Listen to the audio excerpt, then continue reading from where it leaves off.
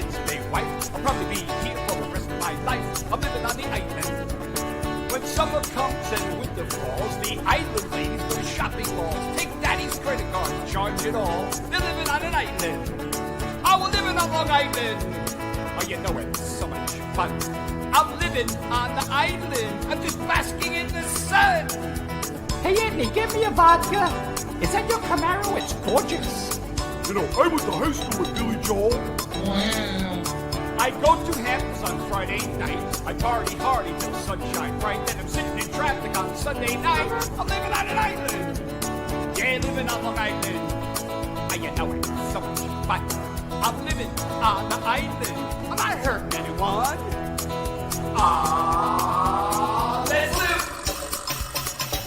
Hey there, Islanders. If you're going out to the beach, you better get an early start. Traffic is miserable. Well, I'm coming of age, you know, that page, trying to get down in Levittown, dancing in the dark in Florida. And we're here. Welcome to the Gagootz Show. Hello, Betty. How Hey, we doing? Billy Geyer is my co-host tonight. Strong Yeah. Island TV. How are we doing? Yeah. Strong Island TV, baby. That was a fantastic intro. I'd never actually heard the song before. That song is by a comedian who has passed away. I met him in the 80s. His name was Jack Simmons. Oh. I know okay. there's a Jack There's Simmons. another there. Jack Simmons. Another Okay. Jack Simmons. But no, this was Jack Simmons. Oh, And, wonderful. He was a really cool dude. One of the first people I met in comedy. Oh. And really cool. And that was his song. That's how he used to end his shows. Oh. And then I was doing, I've been doing the Gagootz Show off and on for 10 years now. Oh, wow. No, I did not know that. October marked like my 10th anniversary. Congrats. Because it started in Deer Park at Madhouse TV, Okay. and in October. And then when we started the Gagootz Show here 2 years ago, it was October again. Oh. So and I've been doing it often. So back in the other studio, Jack, I was always having trouble with the theme song. Right. I was making intros, but using regular songs, and YouTube won't play it. You get in trouble. It's Right, copyright infringement. Of course. Jack comes on the show, and he does, and one day I'll show his complete video of the song. Jack comes on the show, and he does the song at the end, right? And then we shoot a live video of it, and after the show, I'm like, Jack, I need that song. That's the song for the show, and made a leasing deal with him. Oh, And okay. I made a deal with him, and since he passed away, I don't really know the details. I don't know what happened, but I have since got the copyright on it now. Oh, all right. Fantastic. So because I don't want anything, I knew this was one of Jack's favorite songs that he wrote and recorded, and he originally had plans to film different areas of famous parts of Long Island, like the Duck, and singing in front of the Duck, and so. I'd like to, with the help of some friends, maybe take those pictures and then Photoshop Jack in there. Oh, yeah. That would be lovely. And that would be cool for him. Yeah. Honor But, Jack Simmons. Yeah, honor Jack Simmons, who was a great comedian. He really was. He was a real touring Performing the McGuire's country. and stuff like that, and Governors, or? Yeah, but he played. I'm sure he played Governors. Oh, okay. East Side Comedy Oh, all right. was a big one then. There was Chuckles, and Oh, then wow. and you know what was big back in the '80s? That something that was very big was these male strip shows, Male strip male shows. burlesque shows, Uh-huh. and they would have a comedy MC. Oh, okay. And Jack was doing that for a while. Some of my friends were doing it, and then they gave me the gig. Something you would do for extra money, but Right. then they And you passed didn't it have to to do any stripping. No, you don't do the script. Okay. Just You do a little comedy relief. Yeah, comedy relief in All right. between. Clothes on. Peter Bales was big, and then I love Peter Bales. We turned Peter Bales, who teaches comedy in Governors. Yeah. We turned some of his jokes that he wrote.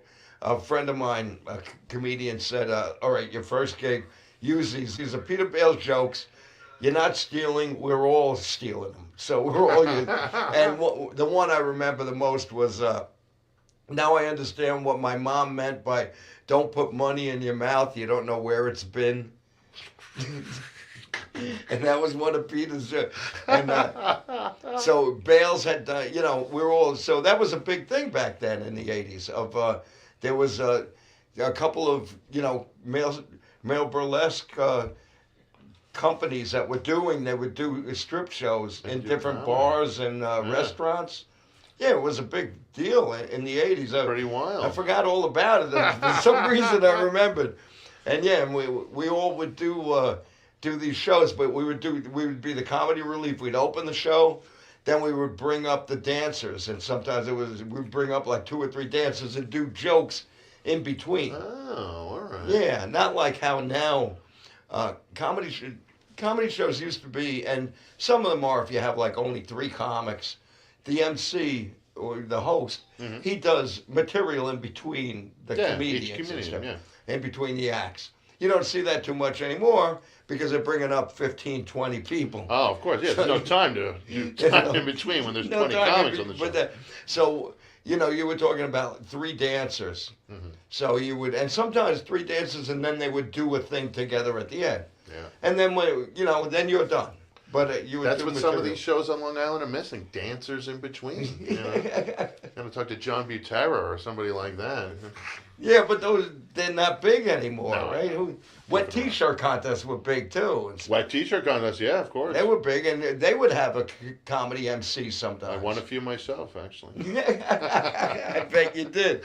So anyway, Billy Geyer, who you've been doing comedy on Long Island and all over, right?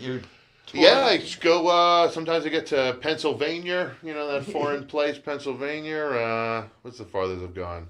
Massachusetts, Jersey, going to the city, of course. I think that's the farthest. Florida just recently. So, Really? Yeah, got to go to Florida.